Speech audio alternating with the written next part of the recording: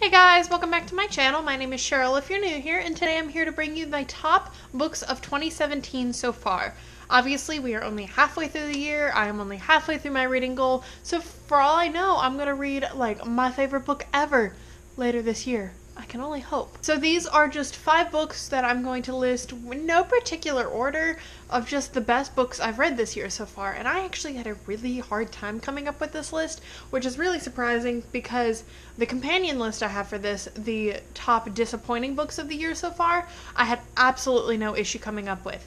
The problem is I've read a lot of decent books, average books. I haven't read very many that have been just mind-blowing. And I've read quite a few that have been very disappointing and very not good. So I think that's kind of why I had a hard time, because I didn't want to put a book on here that I had mediocre enjoyment out of and just said it was a great book. I wanted to pick the books that really impacted me in some way. So yeah, without further ado, like I said, this list is in no particular order, so let's just get to it. Alright, so the first book I'm going to talk about is Saga Volume 1. This is a graphic novel series that you probably have heard of because it is all over BookTube. This follows a couple who are from basically the moon and another planet. I cannot remember, it's been a while since I've read it. But basically they are from 2 different countries, 2 different societies, and these societies are at war with each other. So it is basically treason for these 2 people to be together. And at the very beginning, they have gotten together and they're basically running from the law, and it is so good. Oh my gosh, if you have not read this series yet and you like graphic novels, do it. The only reason I haven't continued the series is because I borrowed the first volume from my library and the second volume has been missing for years. So I'm just like, do I take the plunge? Do I purchase these? Do I just like harass my library until they get it in, which God only knows how long that'll be.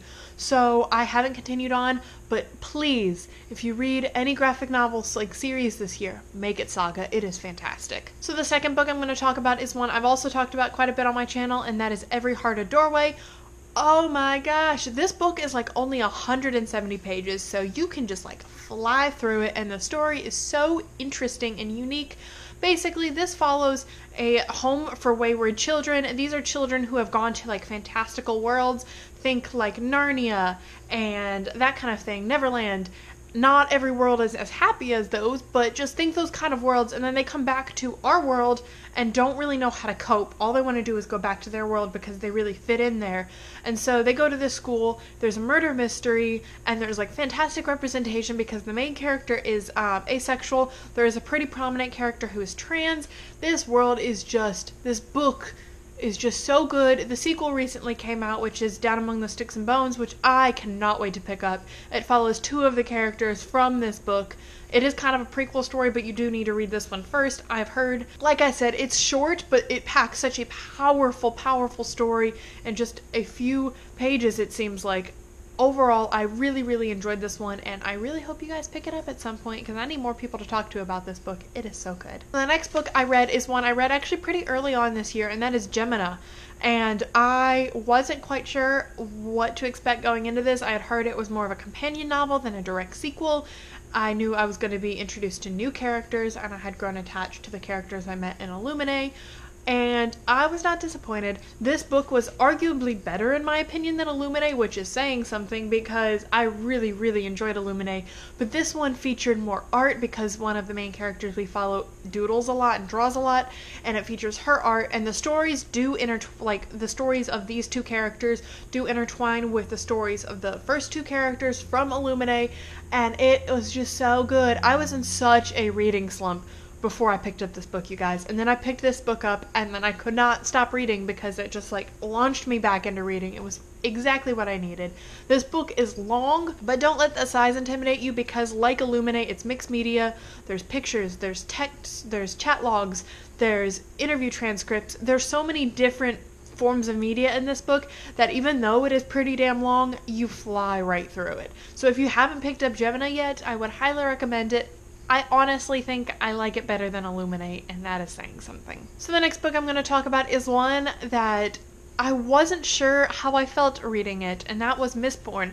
I felt like it really was a setup novel, and because of that, it dragged at times, but at the same time, I enjoyed it so much.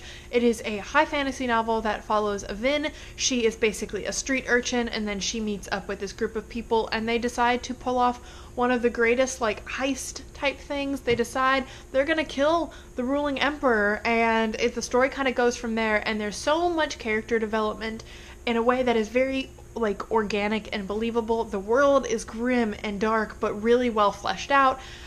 My issue, if you guys are on Twitter at all, you may have seen this controversy, and that is Brandon Sanderson made his opinions on homosexuality and gay marriage and that kind of thing really, really clear. He does not support it whatsoever. He compared being gay to, like, having an affair.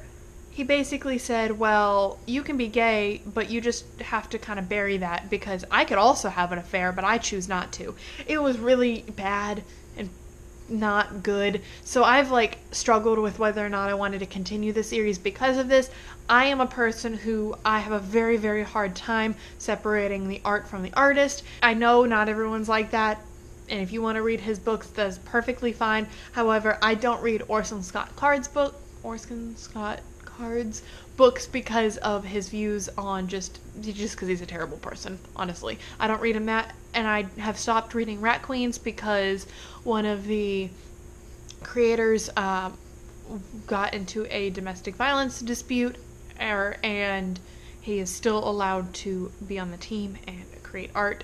I don't want to support him. So basically, if an author or creator does something I don't agree with, I don't want to support them. That is my personal choice. I do not want to spend my money and give it to them. So I don't know if I'll be continuing on. It breaks my heart because, like, I've heard so many good things about his series, and I am not dead set on this decision because I don't know.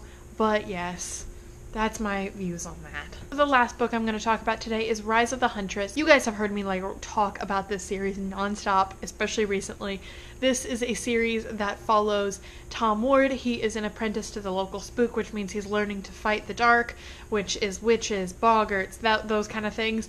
And this is, like, the 7th book in the series, and by far, like, my favorite book. It is just so good. The series is getting so dark and gritty, but still enjoyable. It doesn't, like, hurt you, and you're not drained after reading it, which sometimes when books are really dark and gritty, they can be very draining. I don't feel that way with the series. It is a YA series. By this point, it kind of started off middle grade with a really strong lack of romance, so if that's something you're looking for, I would definitely recommend it. These books, I just absolutely fly through them because there's illustrations, the text isn't very big, and the story is just so intriguing. If you haven't picked up the series yet, and if I recommend one series on this list to pick up, I would recommend that one. Please pick up this series. It is so good. So those are all the books I'm going to talk about for my top books of 2017 so far. Like I said, this list, obviously, by the end of the year will be subject to change because I'm hoping I read some more fantastic books. I'm currently in the middle of A Torch Against the Night, and it is so good. So we'll see if that makes my final list. I'm going to do my best, maybe at the end of the year, not to include any of these books and just include the books I read from July onward. We shall see. As always, thank you guys for watching. Don't forget to like, share, and subscribe. Follow me on all of my social media, and let me know some of the books that are your absolute favorite that you've read this year so far down below. And I will see you guys in my next video. Bye!